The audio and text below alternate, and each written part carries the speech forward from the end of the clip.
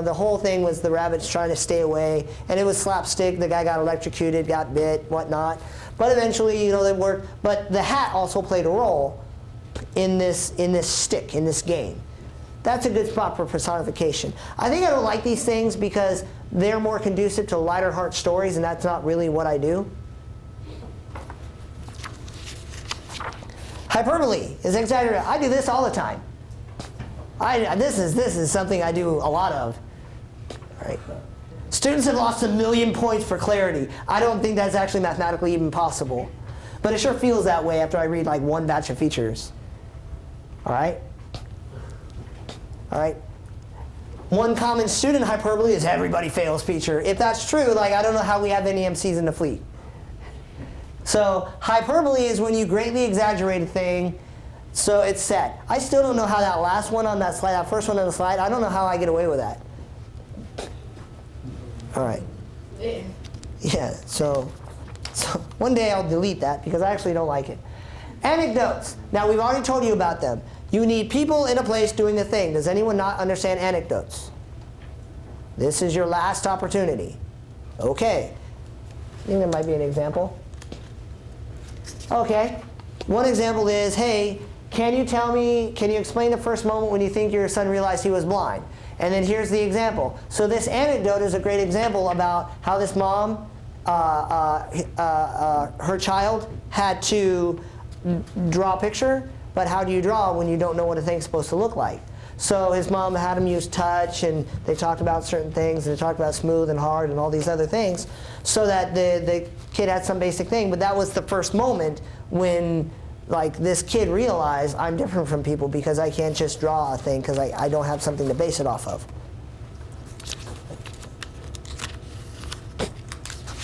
All right, so here's the bottom half of that story. He wanted to know what I looked like, and that upset me because I didn't know how to tell him.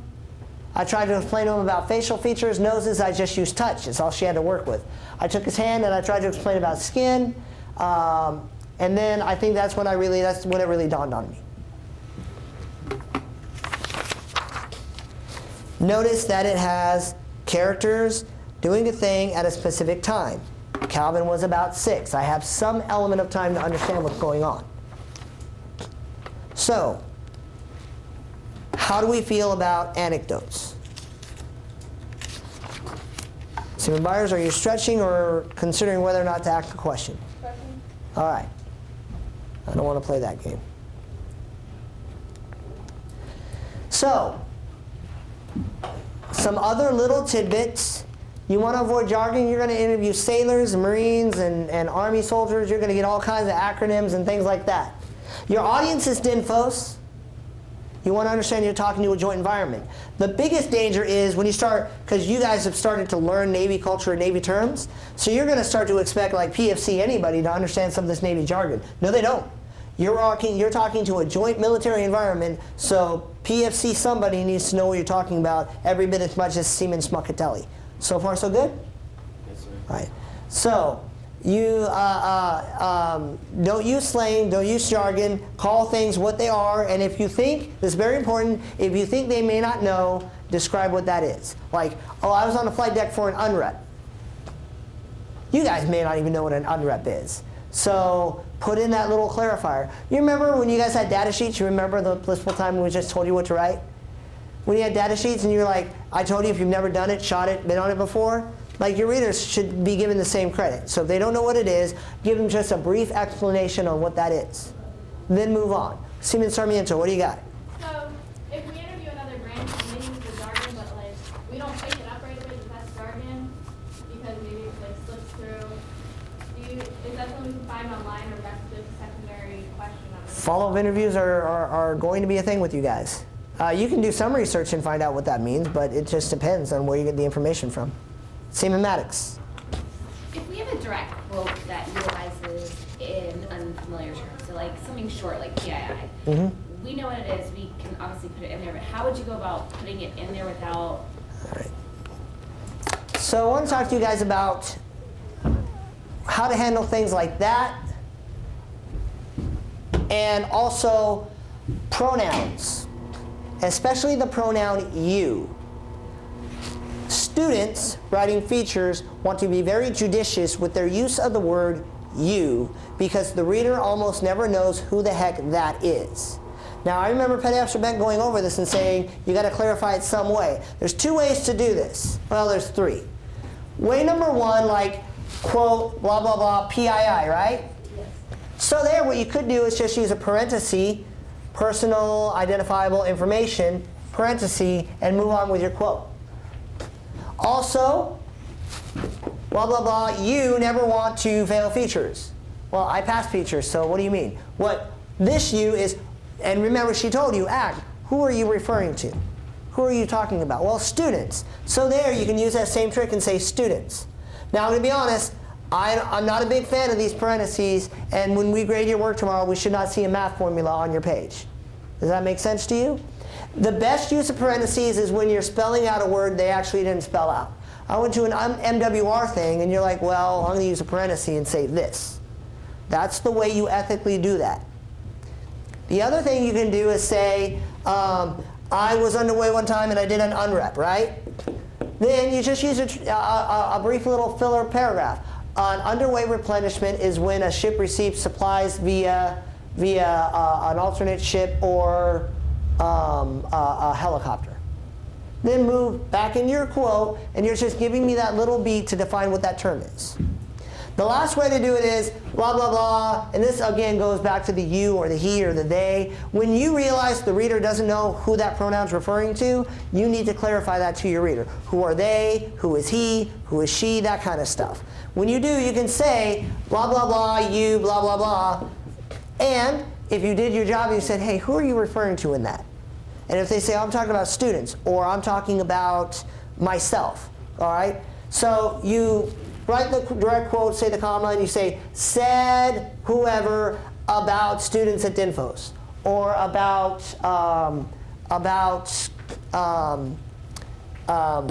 replenishing a ship at sea.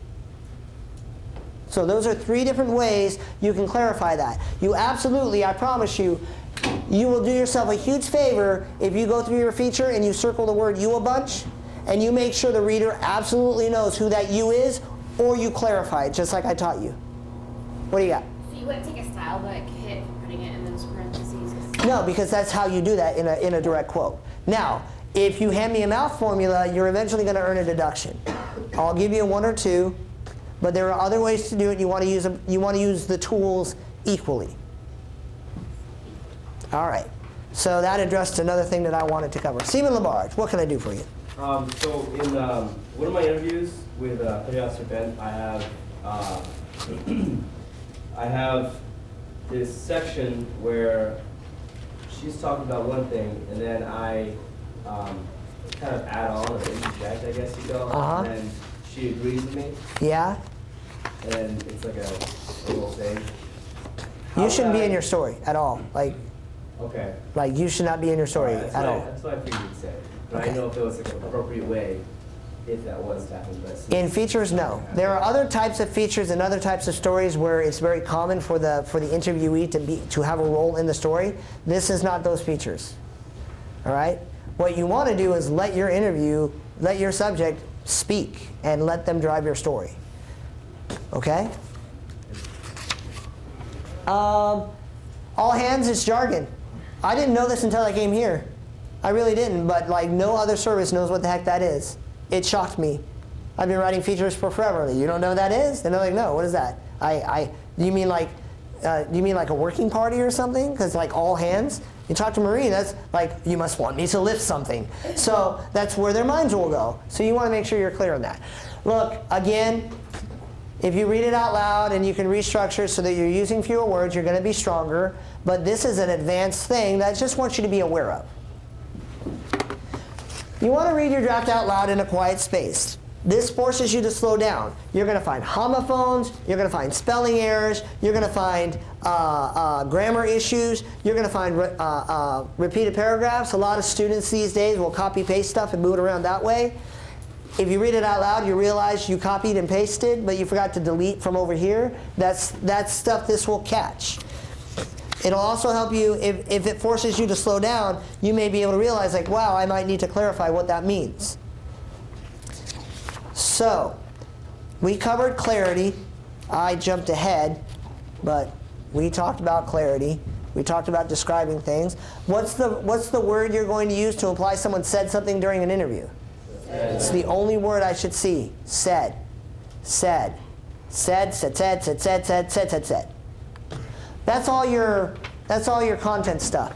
Now, I'm going to talk to you briefly about proofreading, but proofreading's not the thing this class has a whole lot of issue with.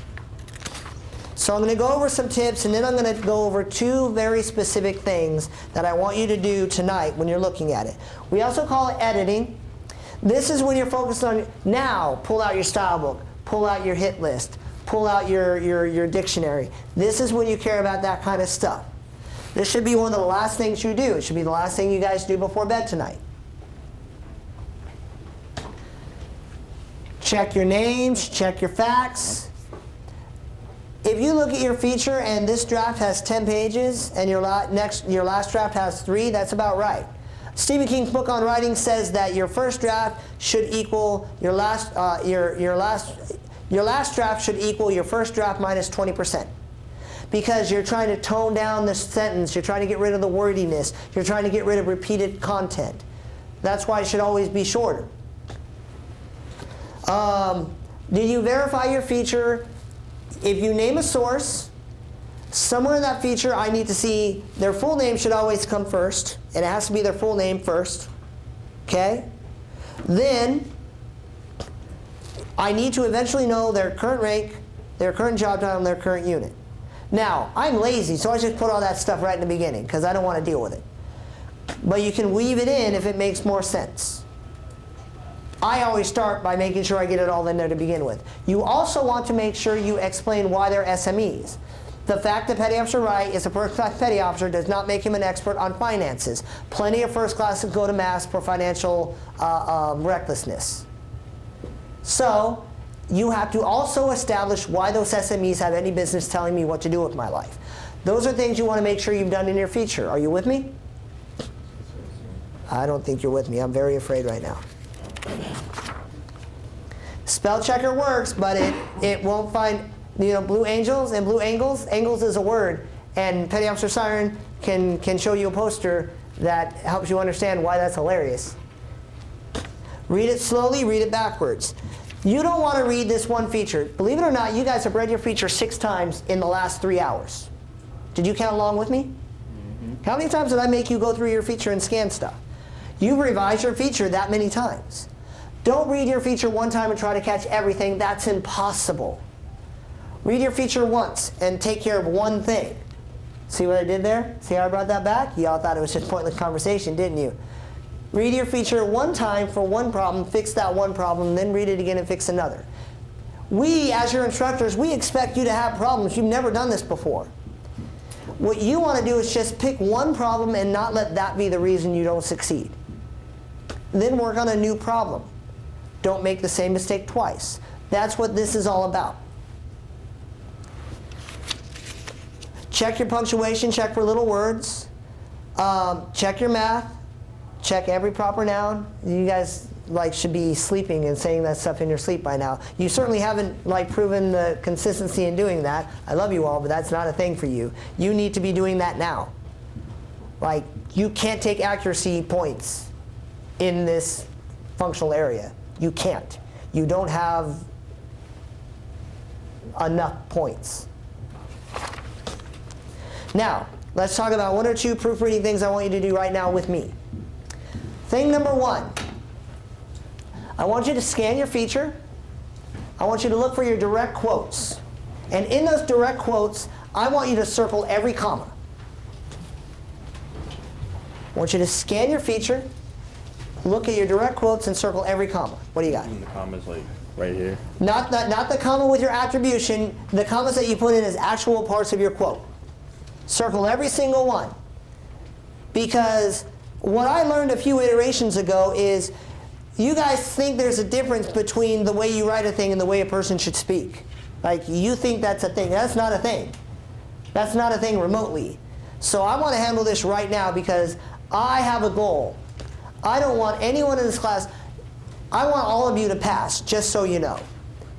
But if any of you fail this functional area, I don't want it to be because of comma splices. If comma splices were a physical entity, I would Ender-Wiggin that crap, because I hate them. But I realized I was doing all this remediation, and no students were ever taking comma splices in their narration, because they're thinking like a writer. They're taking all their comma splice hits in the direct quotes because you guys think that the speed with which I talk alters the manner in which you should punctuate my sentences. Does that make sense? Are you listening to me? That should be two question marks, not one comma. I don't care how fast I said it. It doesn't work like that. So, is everyone done? Everyone go through their quotes, or we still need more time? Who needs more time? All right, keep going. Seaman Lalarge, you let me know when you're ready. All right.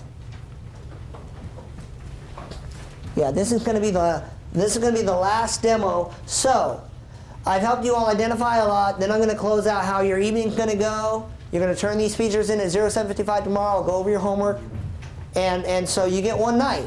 And there's 24 of you and like 8 computers and 5 computers. People working on. You guys are going to have to time manage yourselves, because we send people through features all the time. You got to find a way to get your features written.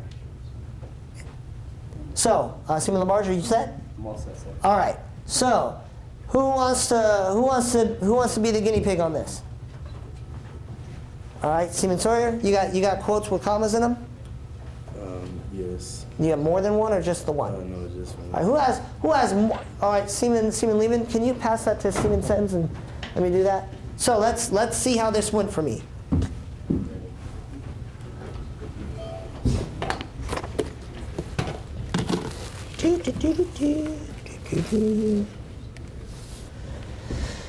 All righty then. All right, Seaman Kellums, you look like an accurate passer. Can you throw me a pencil? You're an accurate passer, but I am no Jerry Rice. All right. So, let me see here. I'm looking for a direct quote. All right, here we go. Hold on. I got a button here. There we go. All right, so let's see how we do here. I think that some, if not most, or all of the uniform changes that come around, at least in some way, shape, or fashion, meet the needs of our Navy and our sailors. We are a modern force, a global force that is recognized by what we were. That's punctuated pretty effectively. All right. So, what you're looking for is, I'm worried about that comma right there. I'm not. This comma's fine. But we are a modern force. That's a complete thought, right? I'm terrified. As an editor, while grading this, I'm like, oh no. But this is not actually a complete thought, is it? So this is not a comma splice. What else do we got? Here's one. So as the ship itself changes and they become more modernized, I probably want a comma right there, or the mission of the ship changes, this is all one enormous introductory phrase. That's why that comma is there. This is a complete thought. I think the uniforms will follow suit. But all of this is a ginormous introductory phrase telling me why she thinks they're going to suit. All right, who's got another couple circles? Who's got another couple? I promise someone's going to do it, and I'm trying to stop you. All right, you want to pass that up? Of course it's terrible looking. It's a draft. All right. All right.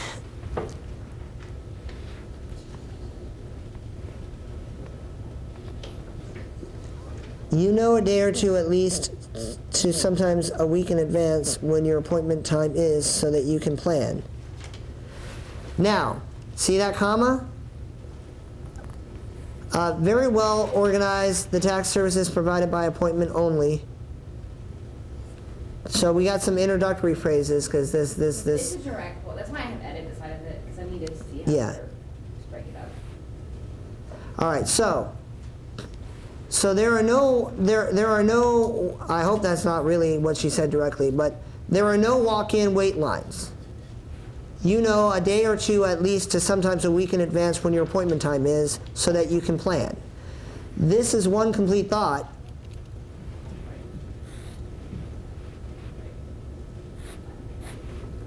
Right? This is another complete thought.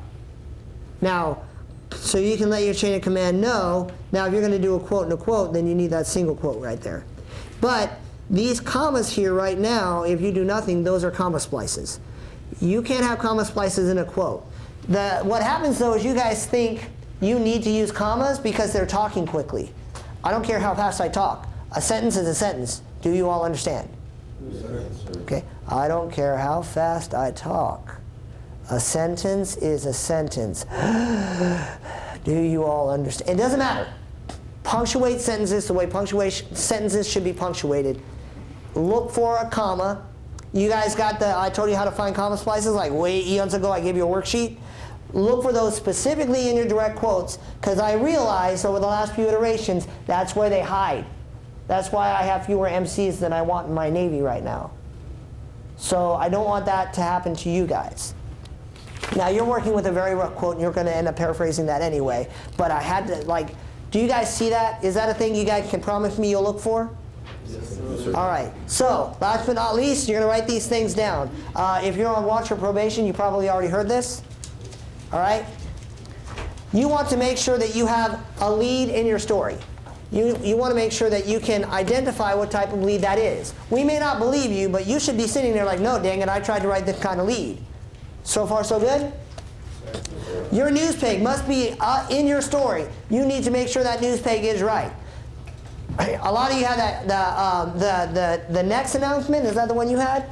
Yeah, sure. In November, months from now, there's going to be another news story about the fact that they are open. But your news peg is the announcement they made on the 13th of January about, hey, this will be a thing. The announcement they made on the 13th is your news peg, not the thing that's going to happen weeks later in November. You want to make sure you have the right news peg, and it has to be in your story. Your nut graph has to be in your story. You want to have a conclusion that you can readily identify. You want a minimum of 2 sources, and they must have more than 1 quote each.